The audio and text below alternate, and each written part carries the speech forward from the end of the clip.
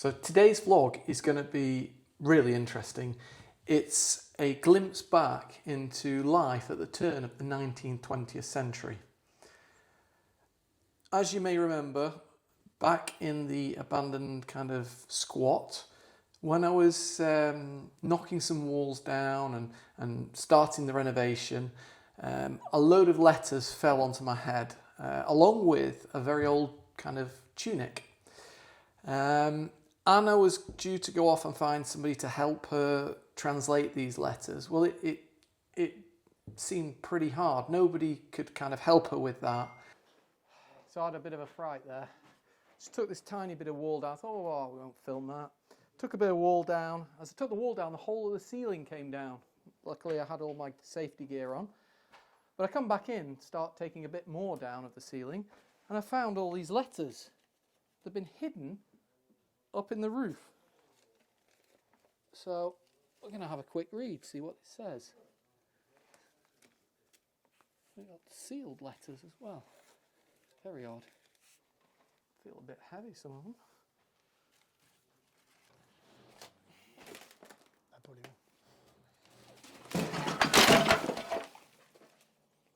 Still falling.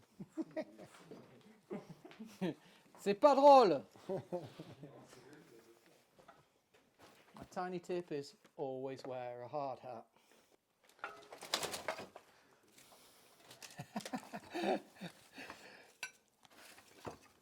Les chercheurs d'or. The golden, how we say that? Treasure hunter. Treasure. I don't think there's much treasure, unfortunately. Could be some interesting letters. They've just literally sat in a bag for a long time, waiting for the day that we could kind of translate them. And recently, things have advanced with AI. Now, I've been pretty skeptical about AI, but I started using it a month ago or so, and things just kind of seem to... AI is quite good, actually. It helps you with your kind of mundane tasks that take a long time. And I thought to myself, well, you know what? Let's see if AI can actually translate these documents for us, and we can get through them and see what's going on. I tried a couple of documents, and it was unbelievable. I didn't really go into too much detail, but it translated everything into very easy English. So, without further ado, let's get started on translating some of these documents, letters, and yeah, so let's kind of get a story of Henri, the guy who used to live in our abandoned house.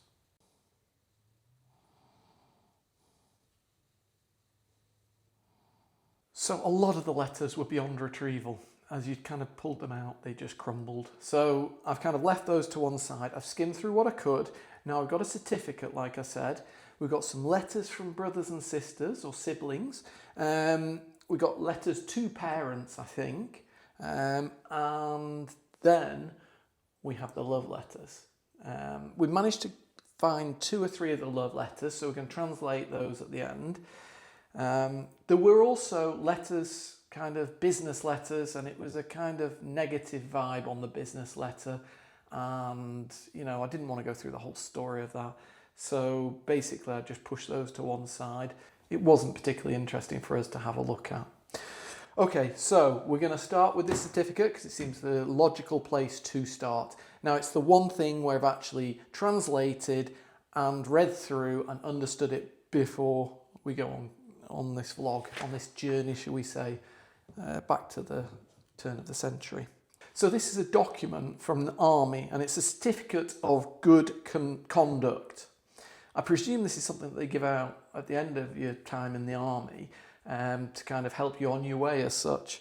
So the Special Commission of the 19th Section of Military Clerk and Workers instituted in execution of the regulation of 20th October 1892 on the internal services of the troops certifies that the named Gougarde Pierre-Henri, Sergeant, born on the 1st of February 18 something, we're missing that, exactly when he was born, at Périgueux in the Gironde, of height 1.62 m, hair chestnut eyebrows chestnut, eyes chestnut, forehead ordinary, which is a bit of a weird thing to have, but mouth medium, chin round and face oval. Has maintained good contact, has served constantly with zeal under the colours, and has shown good behaviour during his service. Basically saying he was a good soldier, and it was issued in Algiers on the 11th of October 1895. So he was clearly over in Algiers, like it said, 1895. That's when there was the colonial occupation. So he'd been working there, and I think that ties into the tunic that we found that was like kind of mothballed. It was a red colour originally, and it kind of just lost its colour, and it had little buttons on, which is kind of what people in the army would wear. Okay, let's get into some interesting letters, and we'll start with one from a sibling. Okay, let's go through the process that I've been doing, and then what we'll do is we'll do the process on the others and just tell you what's going on in the letters. Okay, here we go. I'm just going to take photos, send it through to the AI. The AI will translate it, and I'll just read it back to you.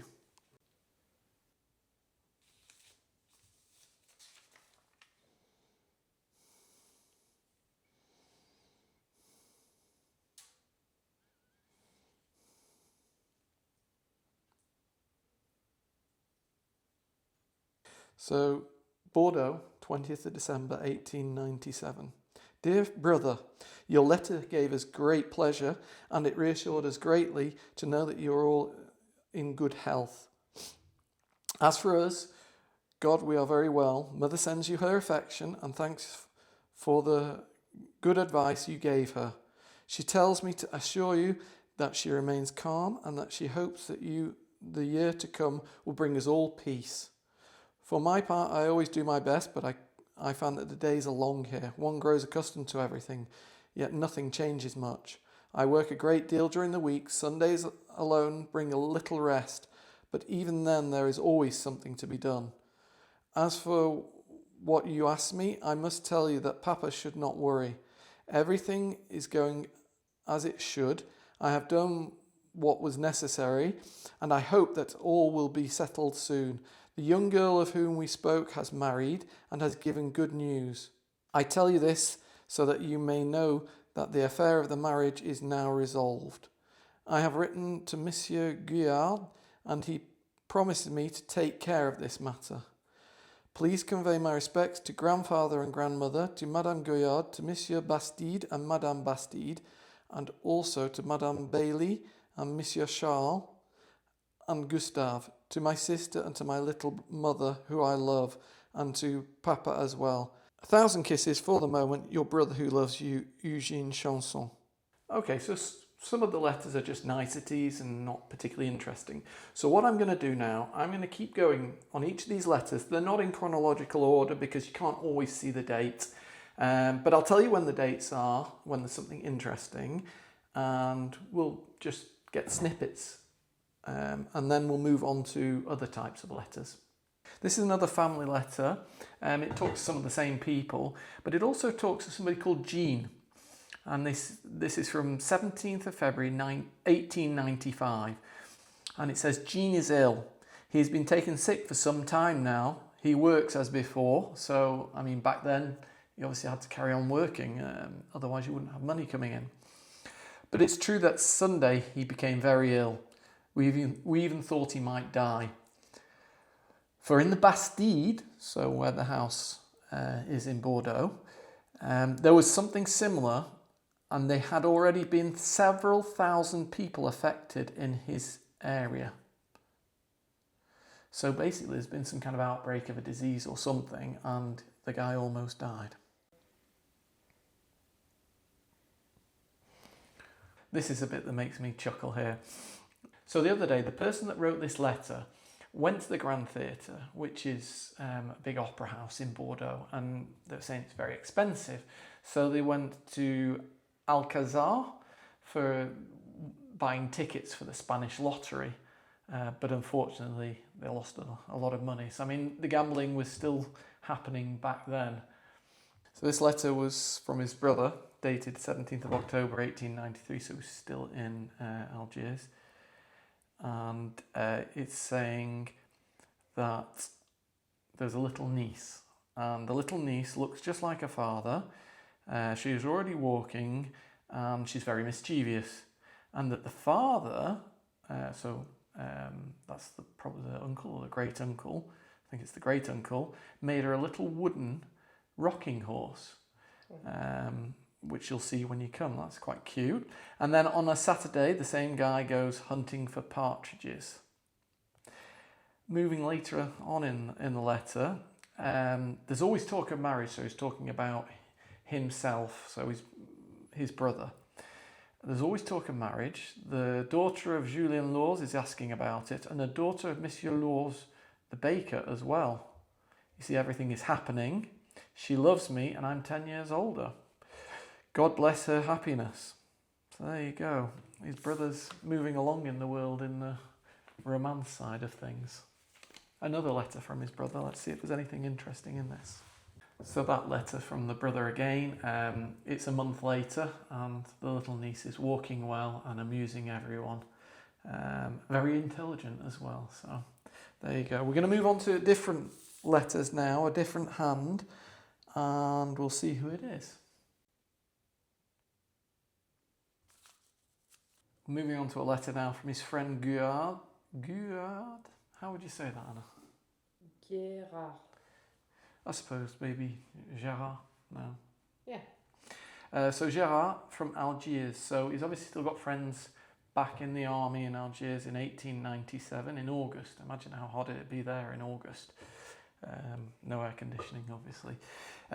So he'd been to visit him before, Henri, in the Bastide. So he said thank you for having me last time. He'd visited a place called Djema, Djema, which is obviously in Algeria again. And he's looking forward to meeting him again and staying with him again. And please come and meet him at the station. I mean, the station in Bordeaux is miles from the Bastide. So he said he wouldn't be able to figure out how to get to Henri's house. So here's a letter, moving on to letters that Henri sent his parents, so he must have somehow got these letters back. And it's dated 20th of January 1894 in Algiers, so it's when he's in the army. And he's saying that he's finding it hard to adapt, and that many people speak of pleasures, dancing, cabaret, but that's not the reality. Life's not easy, and he's finding it really hard to adapt. He does talk of a lady called Maron, who's always very kind, and they had a galette the other day in the parents' honour. So that's what that one is. Here's a letter when he went off into the mountains, El Oufra, on the 14th of October. So it's not the middle of summer, but he said it's dreadfully hot in the mountains, and they're living in the barracks, but at night time they're digging trenches. And it's still, that's why they're having to dig them at night time. It's so hot. He'll be returning to Algiers after going via Collier. This letter here is quite interesting. It's not to his parents, it's now to somebody else, and saying thank you for the congratulations. He's actually moved up in the world, so now he's a sergeant. It's 22nd of May 1894, and he's now a sergeant, so he's got people under him, and he's very happy about that, very settled there where he is. So that was all. Well, the first certificate was the canapes. These letters were the starter, and now we're on to the main course. It's the love letters, of which I think I've got 3. We'll see as we go through.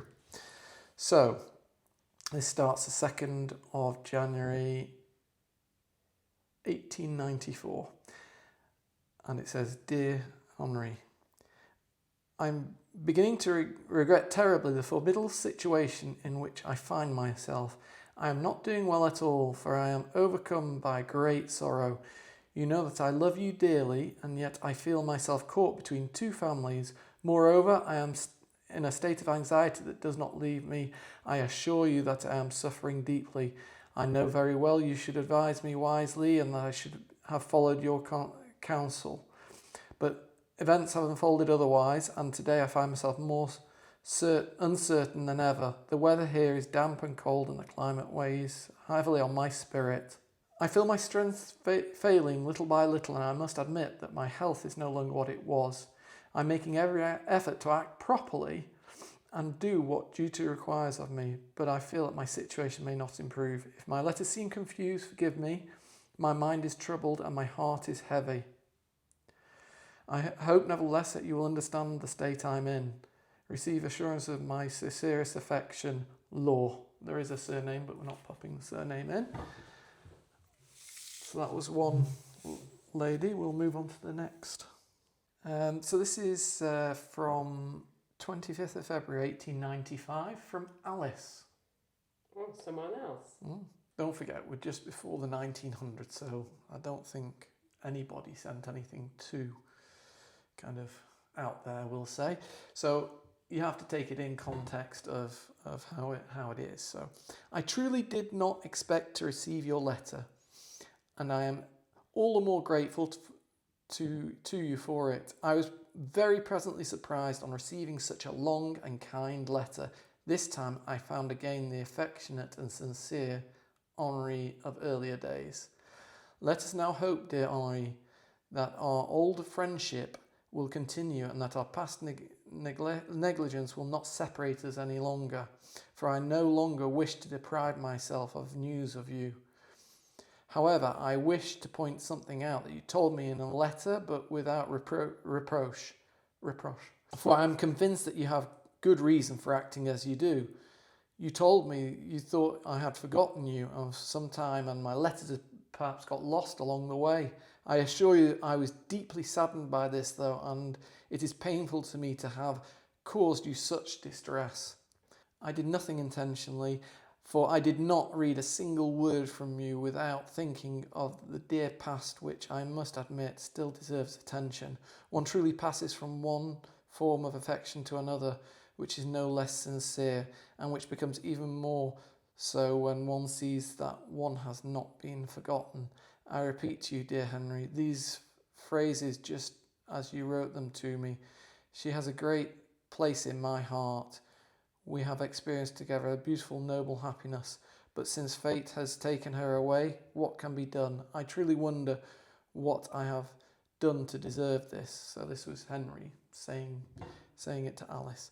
Believe me, dear Henri, I did not speak lightly of her, and if I no longer speak of her, it is because I suffer too much in doing so. If this is your wish, I submit to it, which resembles each other far too much in this respect. We would have experienced the same trials in the name of love. I cannot assure you, dear Henry, that I was not mistaken, and especially that I am fully satisfied with your sincerity. One does not confess such things lightly, and especially I am not yet accustomed to such painful happiness. I do what I must, and if I dare, I would beg you to accept once again the sincere, affectionate feelings of your friend Alice. So that 7-page love letter from Alice is kind of what we're ending on today. Who knows what happened to Alice, what happened to Henri, but at least we know who was in the house, and also, a little bit more about him. So, of course, he was out in Algeria. He's very close to his family, and he made it to sergeant, which isn't, it's no mean feat. Had a little bit of love in his life too. I'm sure that kind of lots of other things obviously happened in his life that we haven't got down in these letters. But that's about as far as we can go with them, unfortunately. A lot of the letters were perished. So, I know we promised you at the time that we'd come back with them, and we have finally come back with them. And I'm so sorry it's taken so long, but without the AI, we'd probably still be waiting. So, hope you enjoyed today's vlog. If you did, please give us a thumbs up. If you're not subscribed, please subscribe. We're always doing lots of renovation, lots of antique stuff, so it's what we're about. And give us a bit of hype. See you all next time. See you soon.